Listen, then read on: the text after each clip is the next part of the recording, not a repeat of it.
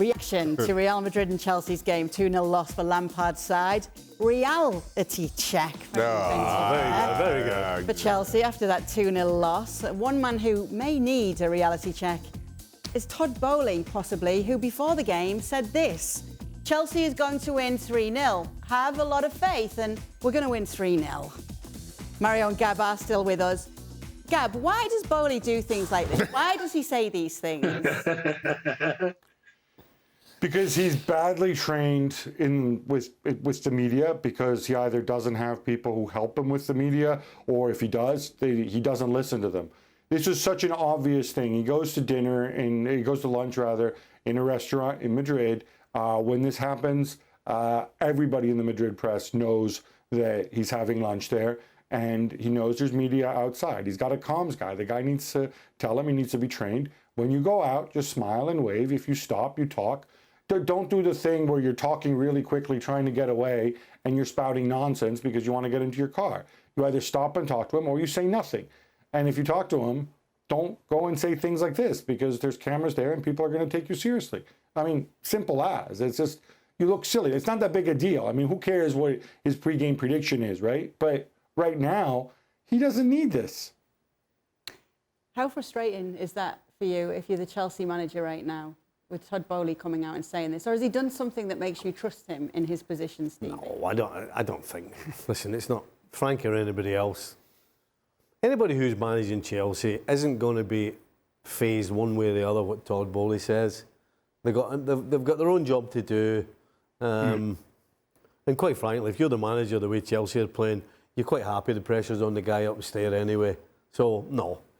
Frank or anybody else that was there they're not interested in stuff like that. It doesn't phase them one way or the other. I think to that point, if Chelsea and certainly Todd Boehly are true to what they say in terms of building long-term for Chelsea Football Club, then I think it becomes a concern for whoever that long-term manager is. And we're waiting to see if Chelsea ever do find a long-term manager.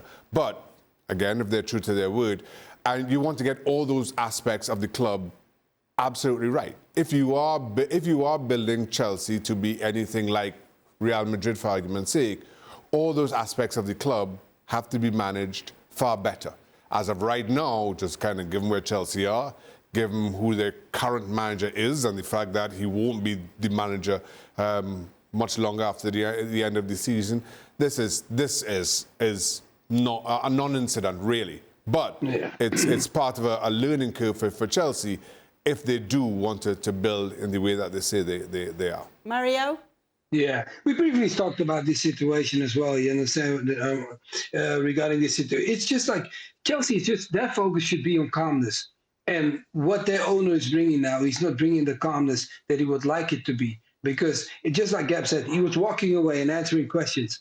Don't do that. You don't need to talk as the owner as well. I mean, if he picks it to do it, okay, that's his choice. But away from that, just let the game go on. Because at this moment, like he said, he is building the future. Building the future means, you understand, sometimes step away, let things happen, and let me just carry on and do my job. And I think that's what should have been his focus. And clearly, after he saw the game, he must have understood, like, what he was saying was definitely not going to be in line with what he saw on the field. Mario, we did talk about the game yesterday, but we wanted to get your opinion on Enzo Fernandez's performance. Given the money that was spent on him, 100 million plus on the player, do you think he's good enough to be a star player on this Chelsea team that wants to win things? Yeah, I don't think, look, Fernandez is also in a difficult situation because you also have to see the circle around him. This is not a team. Fernandez is a talent, you know, he has the attributes, and I think a lot of individuals of Chelsea are very good. But the problem is, it's not a team. They haven't been a team from the moment they came. So I think that is the biggest focus for Chelsea. They, like I said, slow things down, focus on creating a real team out of all this talent that you have, and then build on. That's the same thing what happened when they played Madrid. You play Madrid, you play against a coach that is going to look for your weaknesses and try to really attack them. And then you also need to do the same. Chelsea didn't do that. Because if they look at the biggest weakness, you understand, of yesterday, for example, that we're talking about that, why didn't you attack Camavinga? Away from being a great talent, why don't you pick a player that's playing midfield? Why don't you put somebody there, like he's a left back now, put somebody that has space. They didn't do that. While if you see what Vinicius did to Fofana, he kept on playing between James and Fofana in the middle of them. Why? Because he kept them one-on-one. Now, listen, guys, you could be the best defender in the world, but Vinicius, you don't want to have him running at you because it's very difficult the way he is in form right now. So little things like that is things part of a team because you should do it together. Like James, Fofana together should have stopped him because alone, at this moment, it's very, very difficult. So this is just 2 points that I highlight. And Fernandez, like I said, Fernandez is just a matter of time.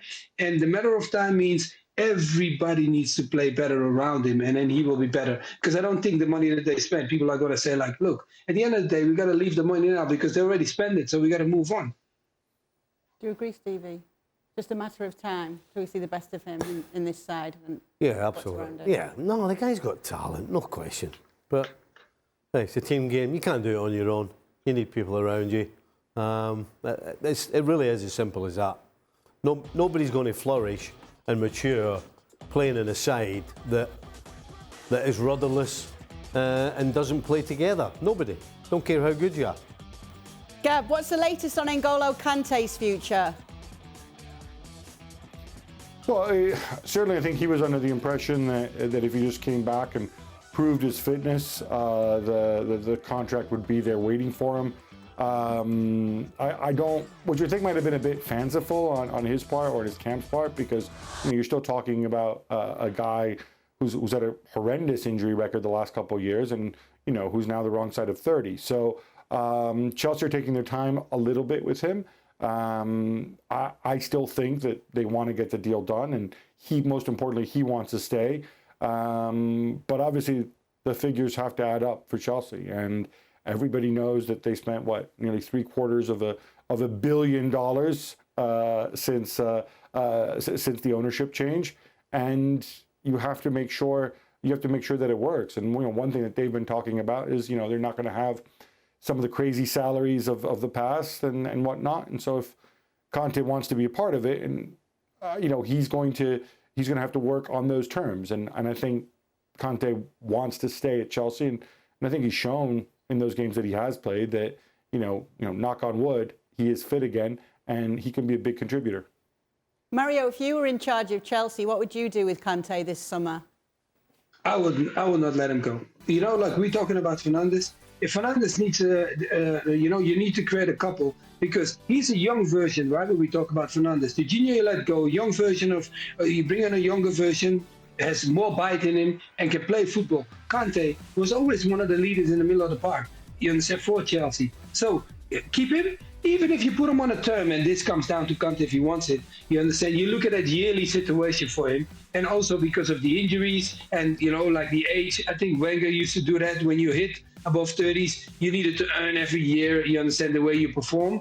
Hey, listen, that is something that Chelsea needs to look at, because you want the best out of your players. And sometimes when you put the competition on the player to produce, to achieve, it's never a bad thing. So if you put that on him and say, like, look, we want to keep you, we're going to do this and this and this, and this is our future perspective. But one thing you got to make sure, you got to earn every year you come along. And if that's the case, I mean, for myself, yeah, if I'm in London and I like playing at Chelsea, I would have signed that deal and carry on, because I will make sure that you guys, I will prove you wrong, that I really are a big assessment for you guys. How do you balance a decision like that, though, as a manager, Stevie, knowing that injuries could come into play, but when they are fit and they are available, they are a big difference maker to the side?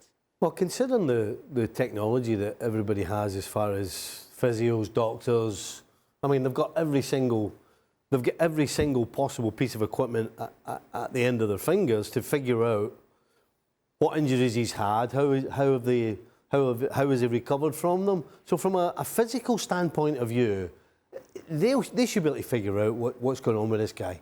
But if I'm the coach, I absolutely want Kante. Not just because of what he does on the field, but, we're sitting here talking about the amount of players that they've brought in, not just the amount, but the fact that they're all young. Who's any better than N'Golo Kante to not only show these guys on the field, but off the field what Chelsea's all about? You need some history around the place, players. It's huge. So if you get rid of Kante, you're not only, I think you're hurting yourself not only on the field, but you're hurting yourself in the dressing room as well, big time. The only name that comes to mind is Thiago Silva, who's even older. Yeah. And serves an exactly similar purpose. I'm with everybody on this. Sign him up. Well, thank you very much for watching ESPN on YouTube. For more sports highlights and analysis, be sure to download the ESPN app. And for live streaming, premium content, and let's not forget as well, ESPN FC 7 days a week. Subscribe to ESPN Plus.